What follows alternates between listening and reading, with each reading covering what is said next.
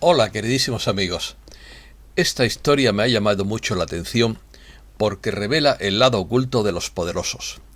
Trato de ser lo más objetivo posible porque la guerra civil fue un gran trauma para todos los españoles, que todavía colea desgraciadamente. Artículo de opinión. Secretos de Franco. Fue partidario de la sinarquía, un sistema paternalista y elitista. Su madre fue medium espiritista. Fue muy aficionado al esoterismo. Perteneció a una sociedad secreta. Los moros decían que tenía baraca. Una bruja rifeña le adivinó su futuro. Un judío le dio un talismán protector. Fue filosefardita y también antisemita. Ordenó buscar la espada de San Pablo. Zahoríes ubicaron el Valle de los Caídos. Creían en la lucha después de la muerte. La guerra civil, un trauma para España. Tuvo un alquimista hindú en Salamanca. Vino de la Alemania nazi para hacer oro. Estuvo trabajando en el palacio de Anaya. El alquimista hindú se llamaba Sabarpoldi Jamaralt. Trabajó en el laboratorio de la Facultad de Ciencias de Salamanca. Los mandos militares se impacientaron cuando no logró fabricar oro. Un día desapareció de Salamanca sin ser visto y nunca más se supo de él. Estaba en busca y captura en Alemania por sospecha de ser espía británico. Todos los prominentes del mundo esconden en la manga sus ases esotéricos. Comenzamos. Cada vez que he observado un retrato del general Franco, siempre he intuido que ocultaba muchos secretos, igual que cuando observo el busto de un faraón. Detrás del catolicismo rancio, pomposo y oficial de su régimen, destinado al control mental de la población, Franco ocultaba un lado esotérico, mágico y brujeril muy típico de un gallego, que en otros tiempos le hubiera costado problemas con la Inquisición. El general dio a lo largo de su vida notables muestras de cierto gusto por lo esotérico y un fuerte apego hacia las reliquias religiosas, como queda evidenciado a través del relicario de la mano de Santa Teresa de Jesús o del manto de la Virgen del Pilar que empleó durante sus meses de enfermedad como bálsamo para sus dolencias. Todos los personajes prominentes del mundo esconden en la manga sus ases esotéricos. Se sabe hoy que muchos políticos importantes o directores de banco o de grandes empresas y millonarios de todo tipo tienen sus propios videntes o brujos personales que les aconsejan o les hacen trabajitos. Se sabe que videntes de alto nivel cobran tarifas muy caras y se ganan la fama por sus aciertos, sobre todo financieros y políticos. Estas dicen que están inspiradas por ángeles, pero sospecho que se refieren a ángeles caídos. Es el lado oculto y esotérico del poder del que nunca se habla. El pueblo nunca se entera de la misa la mitad de lo que se cuece tras las bambalinas del poder, a menos que lo descubra algún investigador, pero ha llegado el momento de revelar todos los secretos y misterios. El Valle de los Caídos. El ejemplo más claro que vincula a Franco con el esoterismo es el Valle de los Caídos, donde existe una gran simbología esotérica. Para elegir el emplazamiento, no dudó en incorporar a Zahoríes y a un astrólogo a la comisión de expertos que debía buscar el enclave idóneo para la creación de su monumento. El valle está situado en una zona de poder alineada con el monasterio del Escorial. Según la tradición, el monasterio del Escorial se edificó para tapar la boca del infierno, mientras que el Valle de los Caídos estaría en una zona gemela de energía positiva. La escalinata que conduce al recinto está formada por 10 escalones que pueden recordar a los 10 niveles que recoge la cábala judía para adquirir la sabiduría. Según una leyenda urbana, la gran escultura que representa al arcángel Azrael emite algunas noches un misterioso canto femenino. Tanto creían los falangistas en la vida después de la muerte, que se representaban carteles del fantasma de un falangista caído en combate, haciendo guardia y luchando por sus ideales en el mundo astral de los espíritus. El problema es que en el otro barrio no se puede matar a nadie porque ya están muertos. Y lo digo con respeto para todas las creencias. El profesional que ha revelado más secretos esotéricos sobre Franco es Álvaro Anula Pulido, un joven periodista y escritor nacido en Vicálvaro, Madrid, en 1997, graduado en periodismo por la Universidad Rey Juan Carlos, quien desde pequeño siempre ha investigado y divulgado los misterios y leyendas de Salamanca. Esto es un resumen, en mis propias palabras, de la información revelada por mi colega periodista, respetando los derechos de autor. El personaje. Francisco Franco Bahamonde fue un militar español integrante del grupo de altos cargos de la cúpula militar que dio el golpe de Estado de 1936 contra el gobierno de la Segunda República después de muchos desórdenes públicos, dando lugar a la Guerra Civil Española. Fue investido como jefe supremo del bando sublevado el 1 de octubre de 1936 y ejerció como caudillo de España desde el término del conflicto hasta su fallecimiento en 1975, cuando yo era estudiante universitario, y como presidente del gobierno entre 1938 y 1973.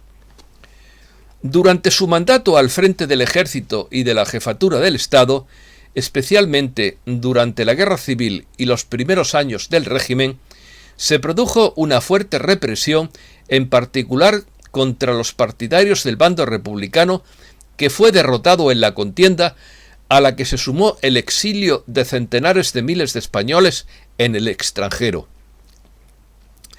Centenares de miles de españoles perecieron en campos de concentración, juicios militares sumarísimos sin garantías judiciales, ejecuciones extrajudiciales o en prisión.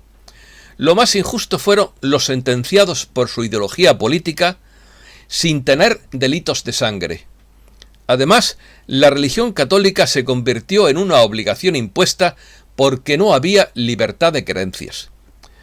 Durante los últimos años, la dictadura se transformó en una dictablanda, que es lo que yo viví, pero los progres de la época teníamos que comprar algunos libros prohibidos a escondidas, especialmente procedentes de México y Argentina. Yo no guardo resentimiento por una guerra civil entre hermanos españoles, a pesar de que fusilaron a un tío mío falangista, pero había partidarios de ambos bandos incluso dentro de cada familia, y también dentro de la mía. La guerra civil es un trauma que tenemos grabado a fuego todos los españoles en nuestro inconsciente colectivo. Ahora solo deseo lo mejor para España y para los españoles. Y también lo mejor para todos los países del mundo. Deseo que nunca jamás nos matemos entre nosotros mismos. La espada de San Pablo. La espada de San Pablo obsesionó a Franco. Se busca el cuchillo con el que fue degollado San Pablo, dijo un titular del diario El Alcázar. Franco ordenó en varias ocasiones la búsqueda de la espada con la que supuestamente Nerón había degollado al apóstol San Pablo y que había sido una de las reliquias más veneradas de la ciudad de Toledo hasta su desaparición a comienzos de la Guerra Civil.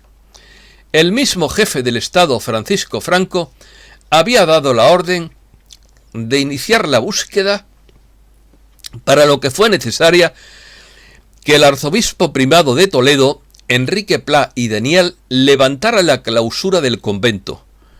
El testimonio de una de las monjas apuntaba a que la también conocida como espada de San Pablo había sido arrojada a un pozo por Juan Mora, el demandadero del monasterio, para evitar que cayera en manos de las milicias republicanas que el 25 de julio de 1936 asaltaron el edificio. En 1950 se celebraba el año del apóstol Pablo de Tarso, por lo que Franco quiso obsequiar al Papa Pío XII haciéndole entrega del arma con la que, según la tradición, el emperador Nerón había decapitado al apóstol. La búsqueda resultó infructuosa, pese a que el interés del caudillo hizo que el operativo se prolongara durante varios días, en los que los bomberos achicaron el agua y retiraron los escombros de los 3 pozos existentes en el recinto. El operativo tuvo que ser suspendido sin los resultados deseados. Protección mágica. Los moros decían que Franco tenía gracia divina o baraca, una suerte especial contra las balas, según su hermana Pilar Franco. Cuando le disparó uno de los francotiradores rifeños, el joven comandante se movió al ser picado por un mosquito y la bala no acabó con su vida. Los bereberes tenían un temor atávico a Franco porque creían que tenía una protección sobrenatural. La suerte siempre estuvo del lado de Franco, sobre todo en la guerra civil, ya que los que pudieron ocupar su cargo, como los generales Mola o Sanjurjo, murieron repentinamente. No voy a entrar en polémica política ni histórica, sino únicamente a revelar secretos de su vida. Se sabe ahora que el general Franco no fue ajeno a las ciencias ocultas que tanto despiertan la curiosidad. Su madre fue médium y celebraba sesiones espiritistas, y cuando estuvo destinado en África, se cuenta que sus decisiones en las campañas militares estaban asesoradas por una misteriosa vidente llamada Mersida, quien le adivinó su futuro y su misión. Esta vidente era consultada tanto por militares españoles como franceses, lo que nos hace pensar que más que bruja era espía. Al parecer,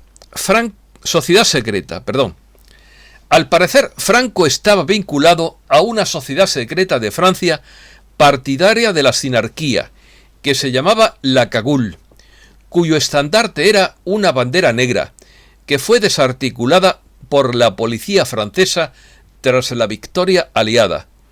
A la cabeza se encontraba el mariscal Philippe Pétain, simpatizante de la Alemania nazi, y al mando estaba Jean Coutrut, miembro del mismo grupo sinárquico que Franco.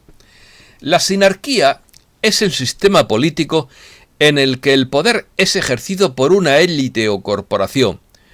Se puede entender como el gobierno constituido por varios príncipes, cada uno de los cuales administra una parte del Estado, o también como la influencia generalmente decisiva de un grupo de empresas comerciales o de personas poderosas en los asuntos políticos y económicos de un país. En resumen, se trata de un paternalismo de todo por el pueblo, pero sin el pueblo. Paternalismo de una élite, claro. Una monja misteriosa. También tuvo influencia de Ramona Gimargas Soler, una extraña monja catalana nacida a finales del siglo XIX en Vic, que desde muy joven fue testigo de apariciones sobrenaturales que le daban mensajes del más allá para traerlos al más acá. Se dice que se bilocaba para ayudar en la toma de decisiones del general durante la contienda, y que tenía el don de la ubicuidad porque se la veía en 2 sitios al mismo tiempo. En el Palacio del Pardo también recibió visitas de la extraña monja catalana, con la que hablaba durante horas para darle consejos, y en una ocasión incluso desapareció físicamente cuando la guardia de Franco se ofreció a llevarla en coche a su convento.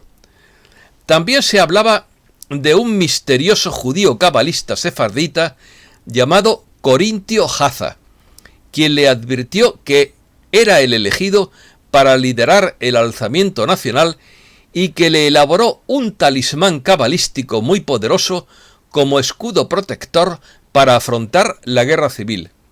A este judío se le atribuye haber añadido al símbolo franquista de la victoria símbolos astrológicos y alquímicos que buscaban proteger de forma mágica al general.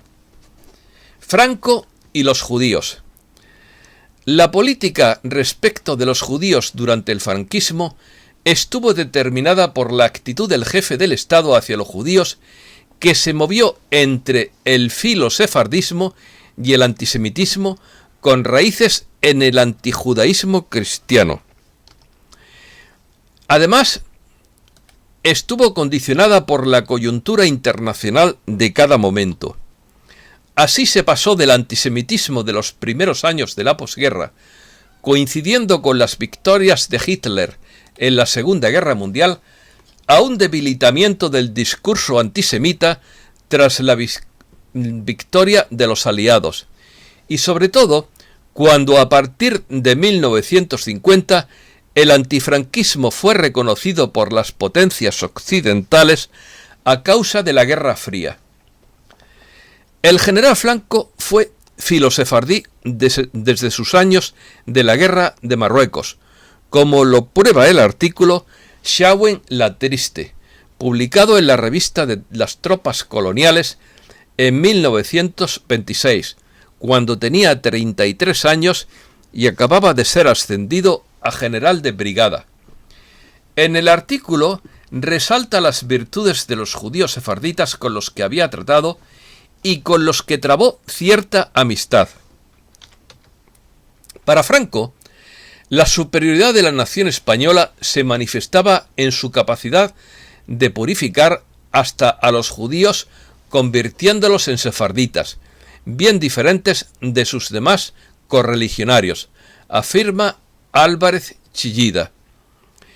El filosefardismo de Franco se ha intentado explicar por sus supuestos orígenes judeo-conversos que algunos han relacionado con su devoción a Santa Teresa de Jesús, de familia conversa, pero no hay ninguna prueba al respecto. De todas formas, el filosefardismo del general Franco no afectó a su política de mantener a España libre de judíos, salvo en territorios africanos.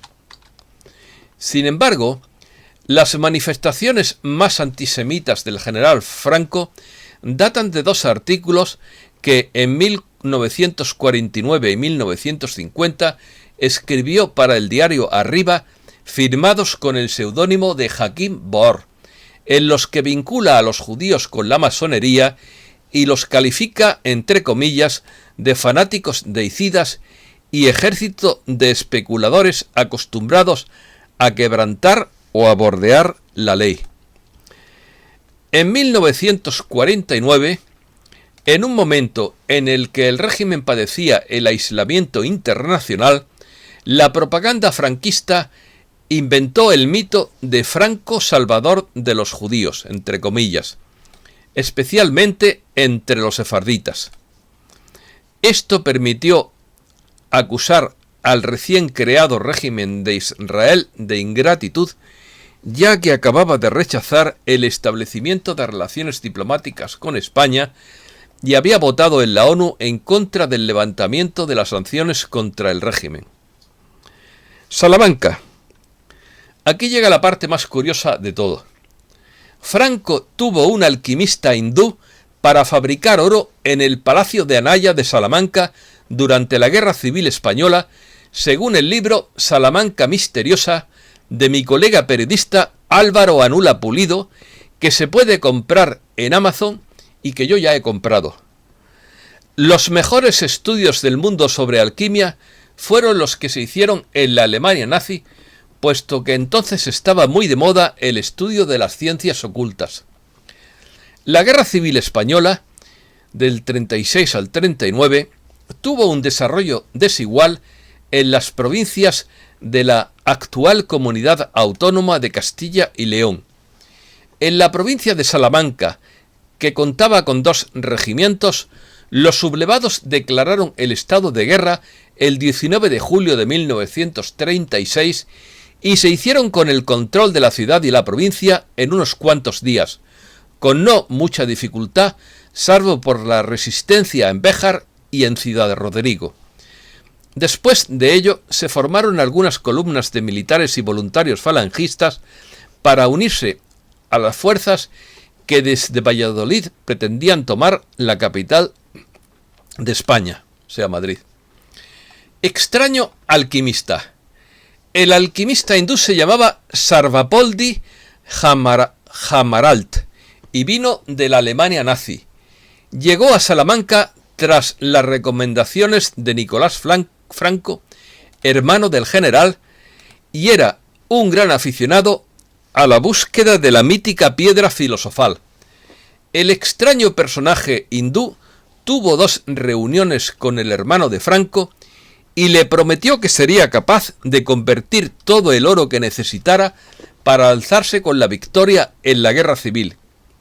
Dijo que tenía la fórmula para fabricar oro, pero que solo se podría utilizar si el oro fabricado está convertido para una causa, y esa causa fue, entre comillas, la destrucción del comunismo materialista, en sus palabras. El supuesto alquimista hindú fue instalado de forma secreta en el Palacio de Anaya, donde tenía para él solo el laboratorio de la Facultad de Ciencias de Salamanca. Los intentos de transmutar el metal en oro estuvieron supervisados por Nicolás Franco con el fin de conseguir todo el oro necesario para ganar la guerra. Pero los mandos militares se volvieron impacientes cuando el supuesto alquimista se pasó meses sin conseguir fabricar oro, hasta que se enteraron de que Sarvapoldi Hamaralt había estudiado química, pero que en Alemania estaba en busca y captura por sospechas de ser un espía británico. Cuando fueron a buscarlo para detenerlo al Palacio de Anaya, ya no estaba y había desaparecido y nunca más se supo de él. El muy astuto había puesto pies en polvorosa al verlas venir. Tonto no era. Noticias breves.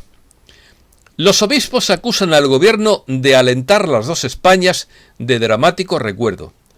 Los obispos alertan que iniciativas legislativas del gobierno de coalición, como la reforma educativa, la ley de eutanasia, la ley de memoria democrática o la reforma del aborto, abonan un resurgir artificial de las 2 Españas de tan dramático recuerdo, entre comillas. Biden elige a su asesora Yulisa Reynoso como embajadora en España. El presidente Biden propuso este martes a su asesora Yulisa Reynoso Pantaleón, de origen dominicano, jefa de gabinete de la primera dama, como nueva embajadora de Estados Unidos en España y Andorra. El FMI eleva en 1,2 puntos el crecimiento iberoamericano en 2021 hasta el 5,8%. El Fondo Monetario Internacional elevó este martes sus previsiones de crecimiento para Iberoamérica y el Caribe en 2021 al 5,8%, una importante mejora con respecto a lo que calculaba en abril, gracias sobre todo a los datos positivos en Brasil y México. Y yo que me alegro. El yuan digital amenaza al dólar. Casi 80 países, incluidos China y Estados Unidos, se encuentran en proceso de desarrollar una moneda digital.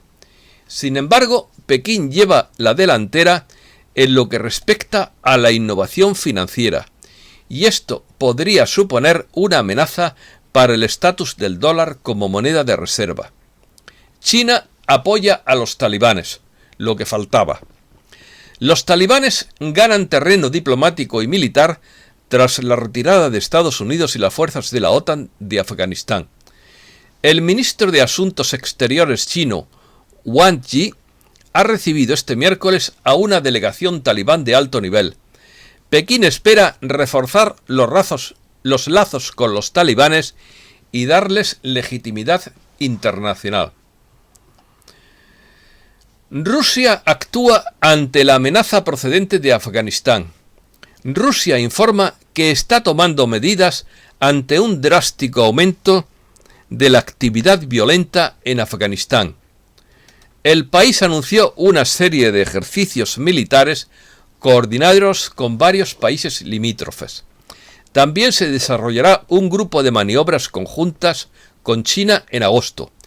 El ministro de Defensa ruso señaló que la retirada de las tropas de Occidente supuso un dramático empeoramiento de la situación en Afganistán. El fin de la misión de combate de Estados Unidos en Irak deja un vacío. Tras el anuncio de Estados Unidos de la retirada de sus tropas de combate a final de año de Irak, algunos sectores del país temen que su marcha deje un vacío que sea explotado tanto por el grupo yihadista Estado Islámico como por las milicias chiitas a las que las autoridades de Bagdad no consiguen controlar. Blinken se reúne con el representante del Dalai Lama. El secretario de Estados Unidos, Anthony Blinken, se reunió con un representante del Dalai Lama en Nueva Delhi el miércoles, una medida que probablemente enfurecerá a Pekín, que considera al líder espiritual tibetano como un separatista peligroso, entre comillas. Escenas apocalípticas de un incendio forestal sin precedentes en Turquía, que amenaza zonas residenciales. Este 28 de julio, incendios forestales estallaron en 4 lugares diferentes en el distrito de Manavgat, en la provincia sureña de Antalya, en Turquía, amenazando zonas residenciales y provocando la evacuación de varias personas. Hay pesticidas que se deberían haber prohibido hace décadas. Algunos pesticidas se deberían haber prohibido hace décadas, asegura el ambientalista Carlos de Prada, quien ha advertido de los riesgos que puede acarrear su consumo para la salud humana, incluso mínimo a través de frutas y verduras. Yo tengo una sensibilidad para los pesticidas que en cuanto tomo algo que está contaminado, automáticamente me da diarrea. O sea que mi cuerpo lo detecta de momento. Perforan un pozo y encuentran el zafiro estrella más grande del mundo, que pesa media tonelada y que puede llegar a valer $1.000 millones.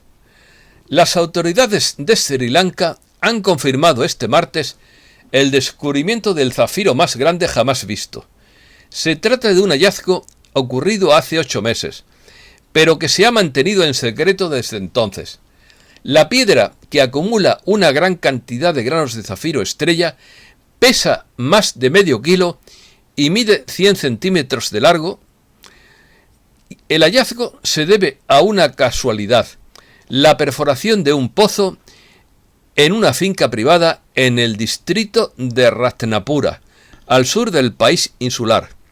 Según las leyes tailandesas, esta piedra preciosa pertenece al dueño de la tierra y está en custodia de seguridad en este momento. Muchísimas gracias, queridísimos amigos.